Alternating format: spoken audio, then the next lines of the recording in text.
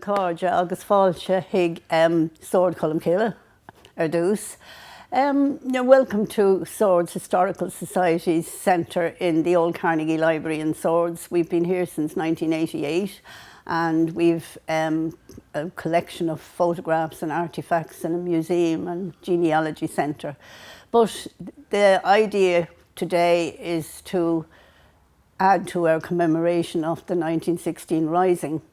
And we have done research on the local St. Columcille's graveyard, and we discovered that there's at least 26 people there who are actually involved in the Rising.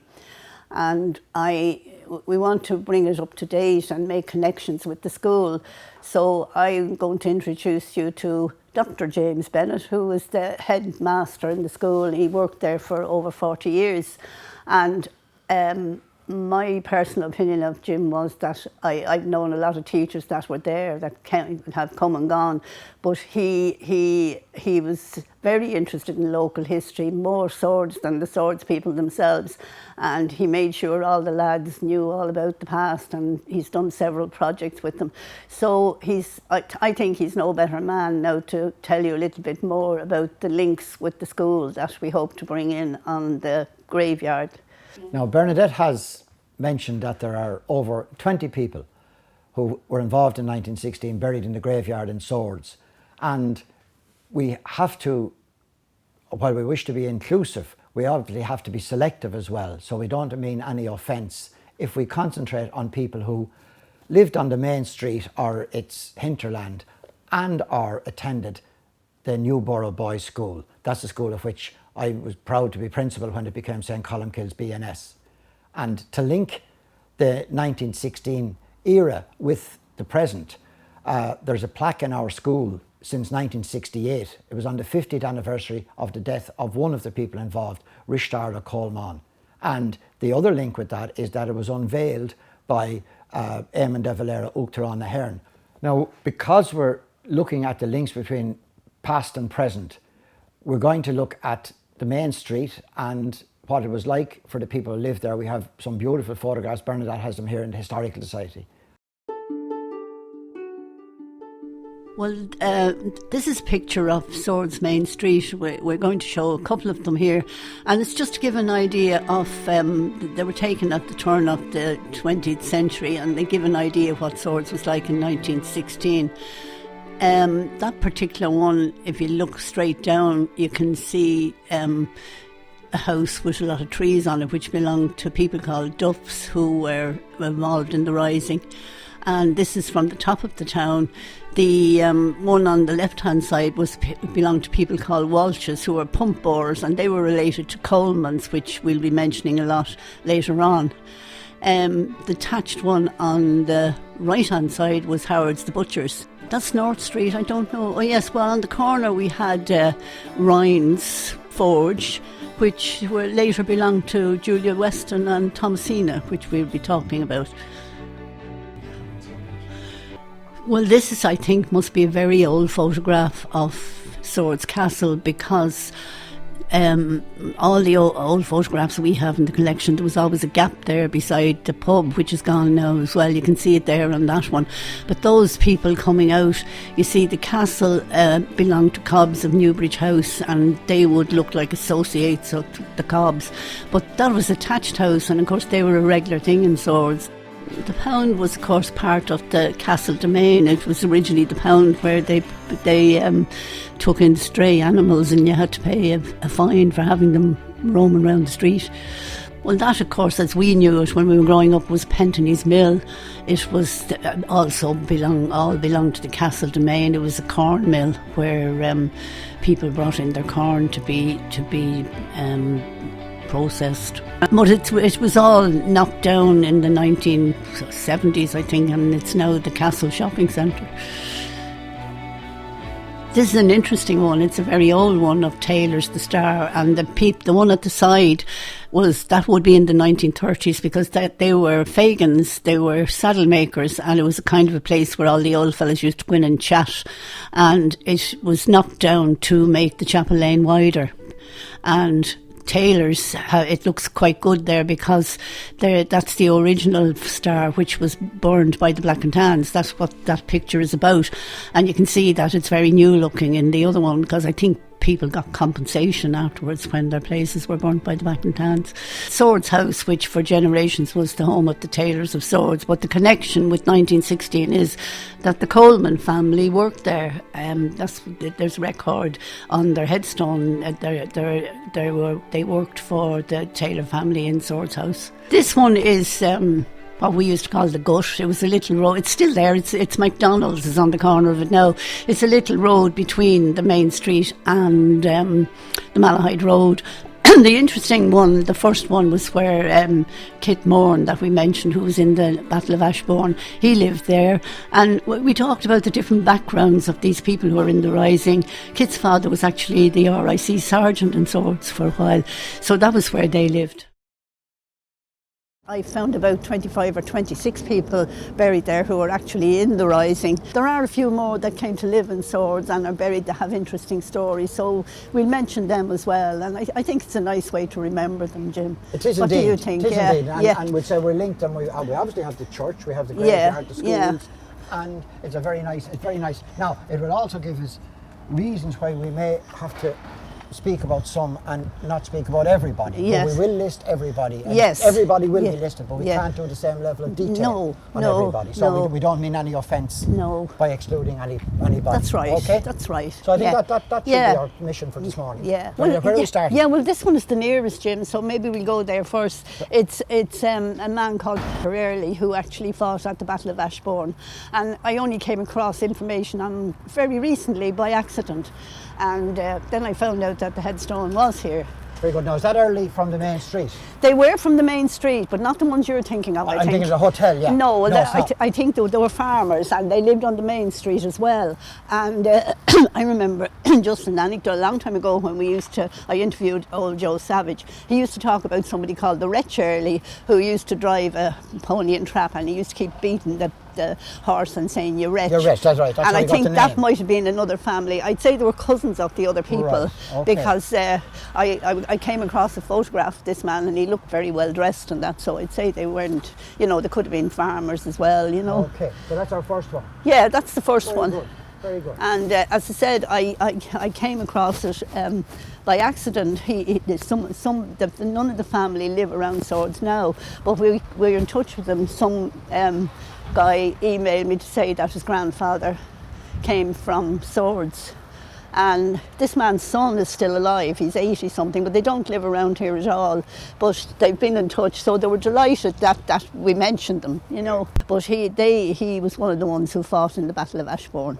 Very good.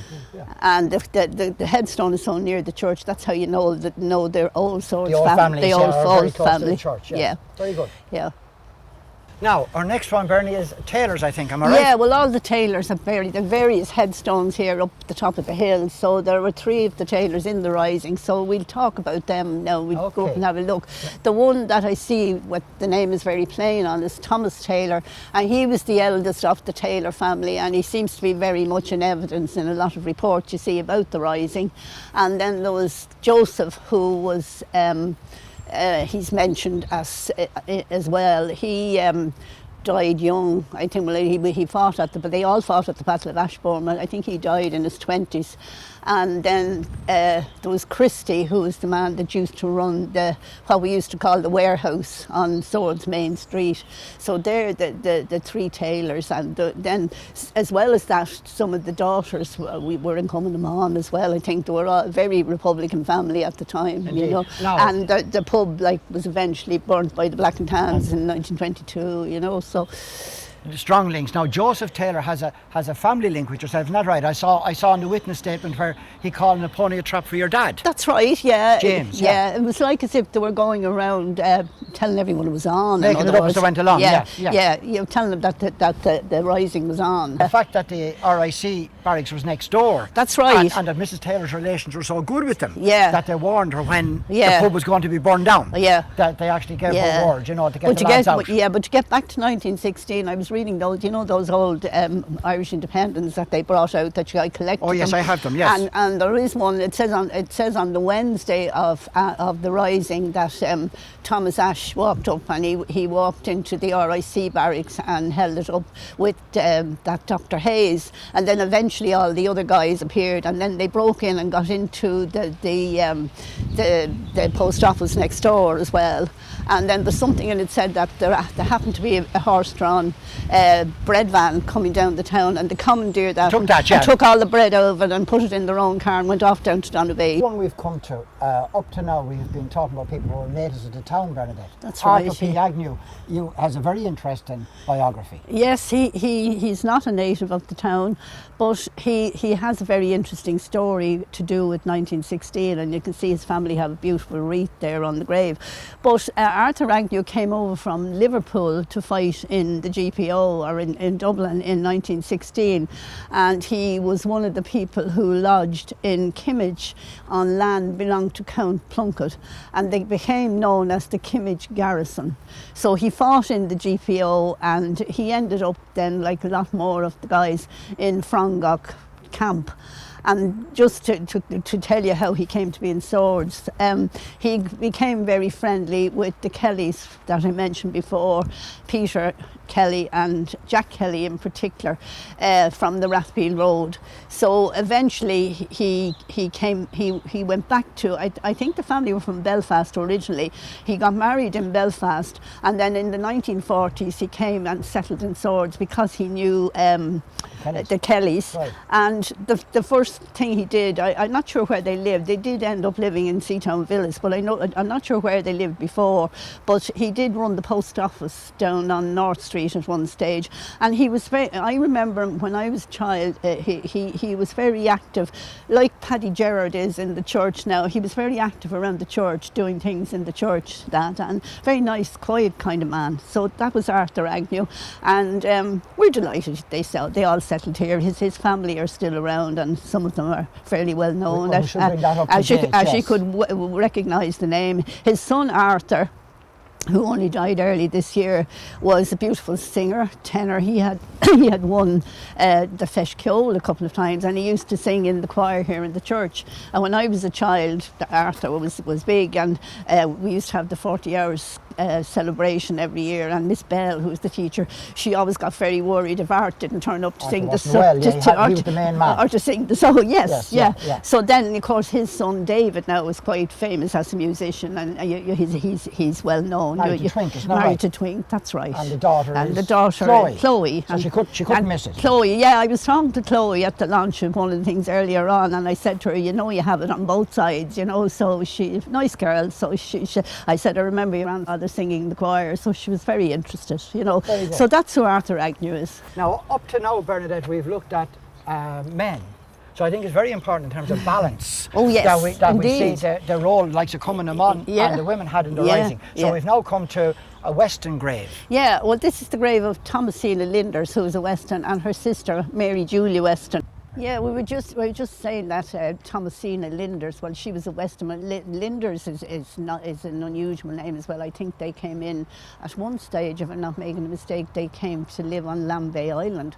But Thomasina, Jim, like it's derivation of Thomas, I suppose. That's right. That was a Scottish tradition where the girl took on the father's name. Yes. I mean, the most up to date in terms of would be the former Chancellor of the Exchequer in the UK. Yeah. Nigel Lawson. His daughter's name was Nigella. So it's the same origin. Well, you get Georgina,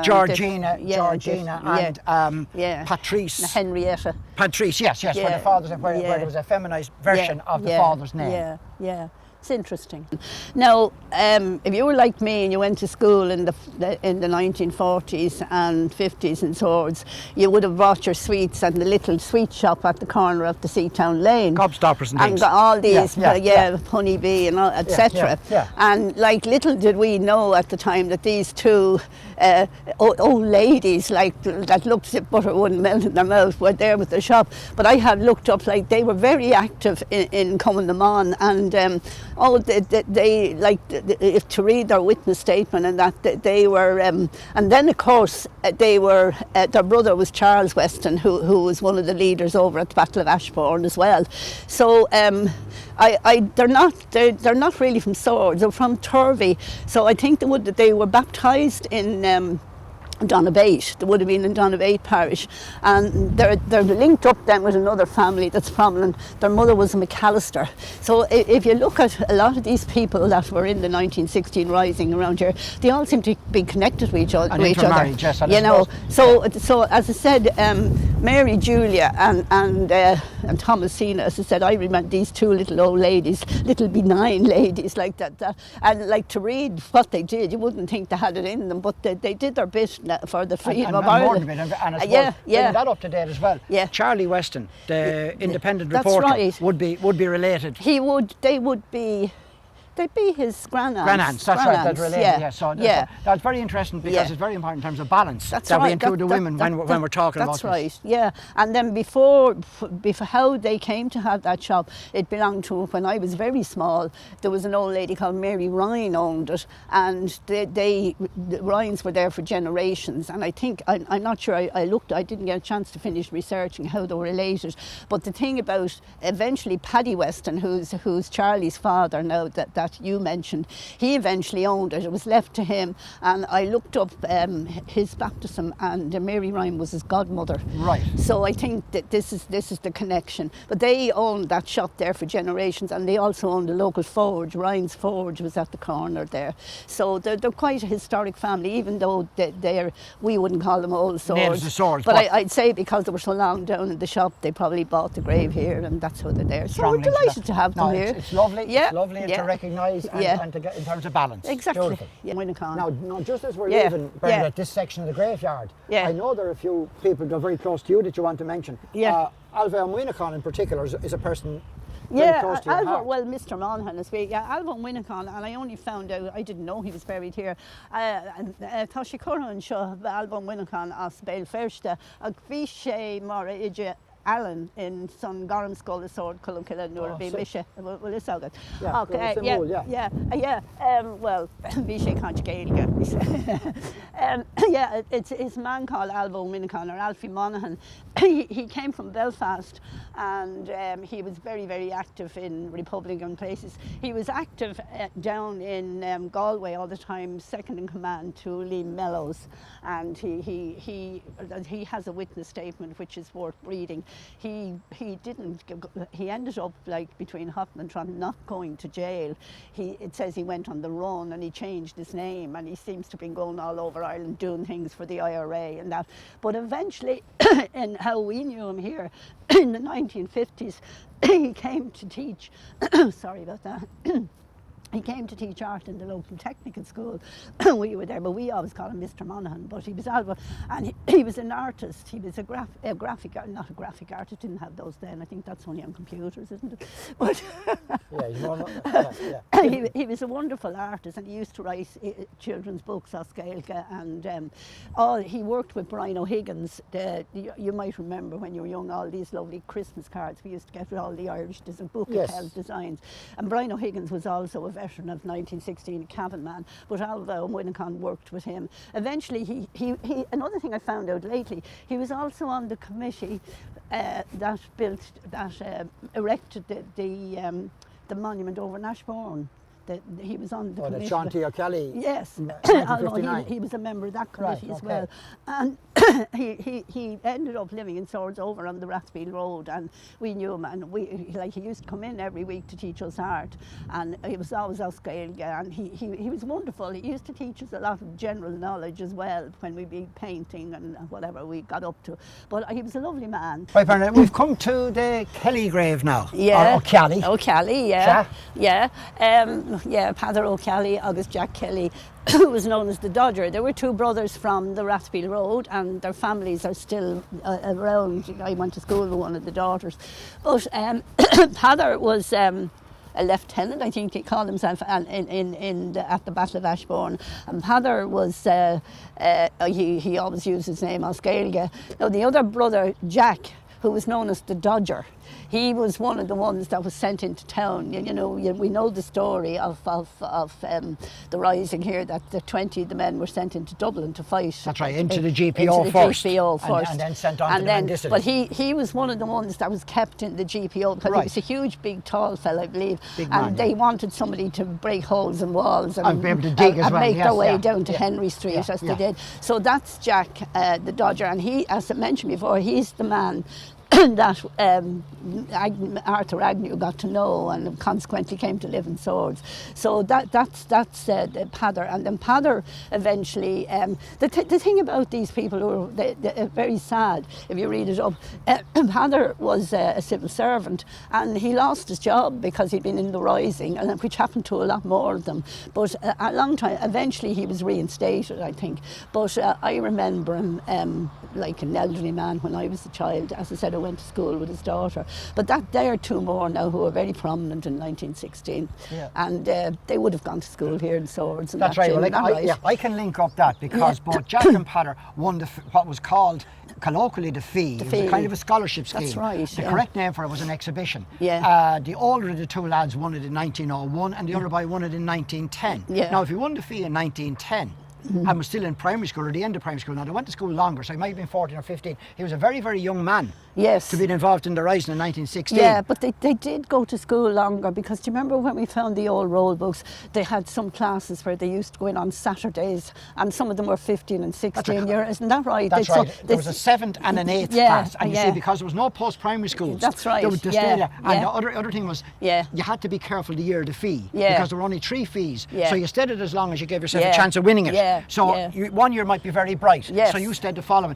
So both of those lads won the famous fee. And just if I can fill it in as well, the 3 prizes in the fee, the first prize was £18, the second prize was 15, and the third prize was 12. That was phenomenal money. An awful lot of money. Because I link it in for you. I started teaching in 1969 on £12 a week. So if you go back 100 years and you're winning a prize worth 80, a lot of money. A significant amount, and it made a serious start to a person in life. Yeah, and the other thing worth mentioning there, you see Catherine Kelly, their mother, she was also a Wilson. So they're connected with Peter Wilson, who was killed in the Mendicity. That's right, carrying a white flag. The same family, yes. Lord Mercy, carrying a white flag, they reckon he was shot in the back coming out of the Mendicity when he was trying to surrender. That's right, that's right, yeah. Now, Bernadette, as we're after leaving the old part of the graveyard, I think it would be remiss of us not to mention your late dad, James. That's right, yeah. And he's buried over there under the tree.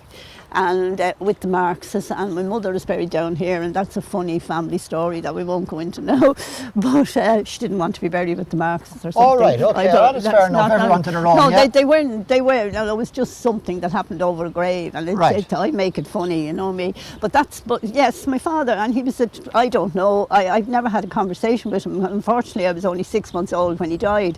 He was a lot older than my mother, you see, but he must have been always talking about it, because my mother was always telling me what he told her, and with all this stuff online now, I found she was quite accurate in a lot of the stuff she said and that about him, you know. But he was like, maybe we'll put some photographs in later. He was a mad-looking young fellow with a big head of black curly hair. The Marxes all had black curly hair, but I'm not sure where they came from in Swords. Like, I can go back 3 generations here, but you get the name a lot up in the north, you know. That's right. And then the other side of the family, Mommy's mother was a Cleary, and they're actually related to the Colemans that we're going to talk about. Right. So that's another connection in my family, you know. But my father ended up being one of the guys that was sent into town, into Dublin, and to the Mendicity, and he was sentenced to death. And I'm always saying it's a good job it was commuted to penal servitude, otherwise I wouldn't be here. There you are, Bernadette. These are the joys. Yeah, so this is it. And the other one, James Heron. James Heron is Liam. Liam is a member of our committee. Yeah, James Heron was only a young fella. Of the family originally came from Carlow, and I think they lived around the North Strand. And he was about 16 in 1916. He should be saying this himself.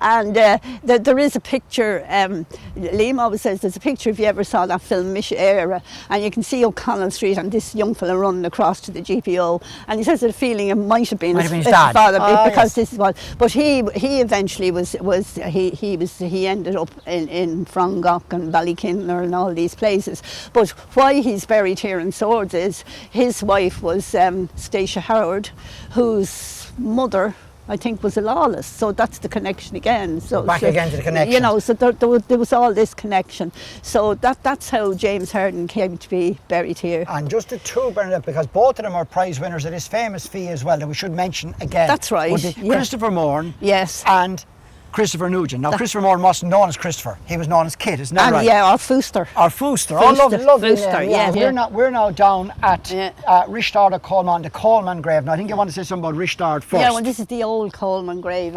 His I'd say that Thomas Coleman would have been his grandfather, and Margaret Coleman. And you see, it says that they died at Swords' house. They seem to have been involved with the tailors of Swords. Oh, they were servants, yeah, they worked in the house, and Colonel Foster and that. But Richard, or Dick Coleman, as they called him at the time, was in the rising. He was when Commandant Connolly asked for reinforcements. That's James Connolly. James Connolly, that's the director of Commandant Connolly. James Connolly, Thomas Ashe picked out 20. He was looking for 40 men, but he could only afford to send 20.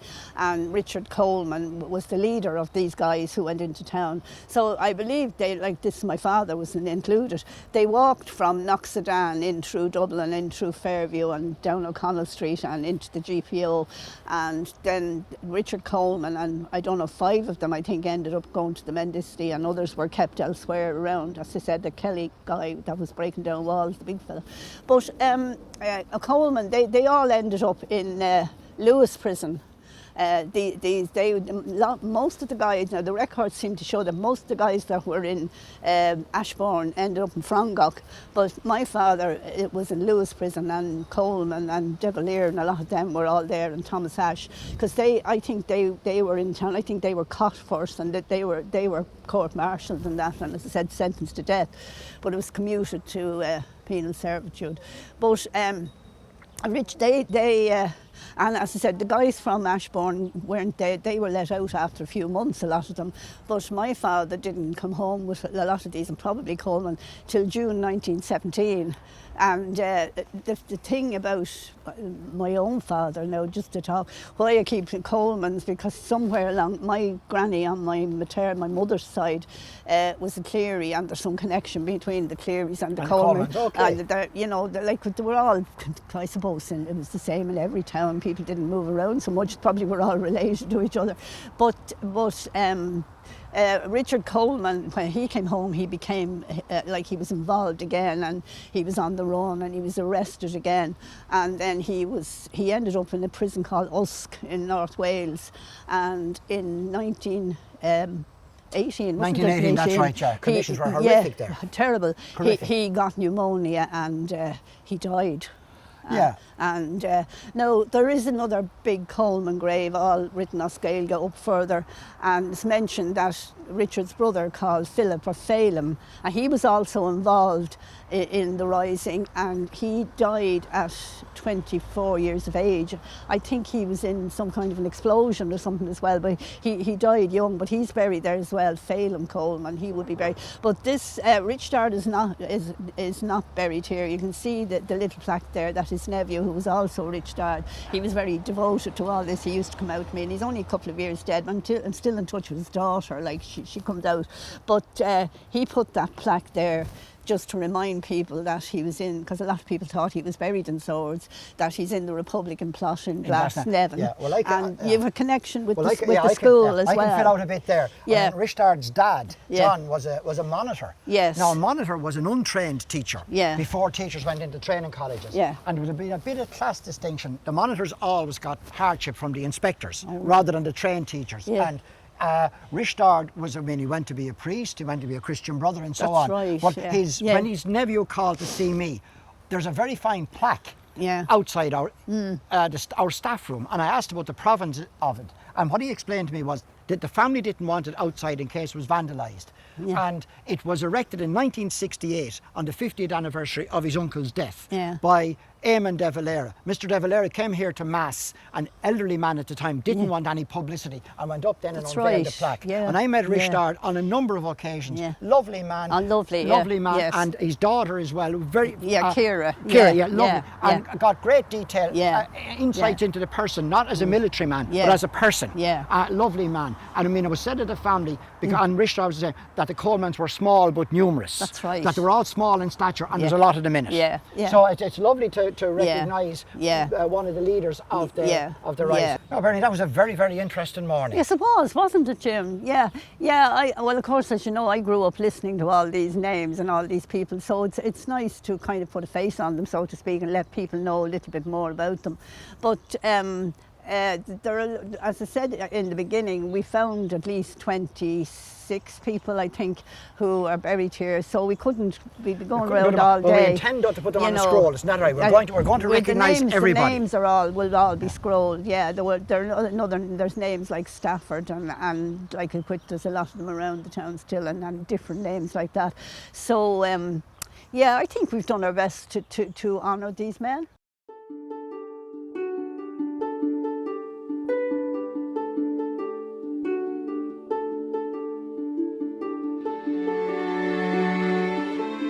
Well, this, of course, is the Swords of 2016. I don't know what some of these guys would think of it if they were to come back. But the difference is Swords was a market town, hence the big wide street that you will see in the old photographs. That, of course, is the plaque to Richard Coleman, and Coleman's shop was there. His mother kept the shop, and that's the star today, which is sadly going out of the hands of the tailors. They have sold it, I believe. And that is the plaque to Peter Wilson, who was killed in the Mendicity Institute. And he lived up, that's Bridge Street, he lived up there on the green. That's why the plaque was put there.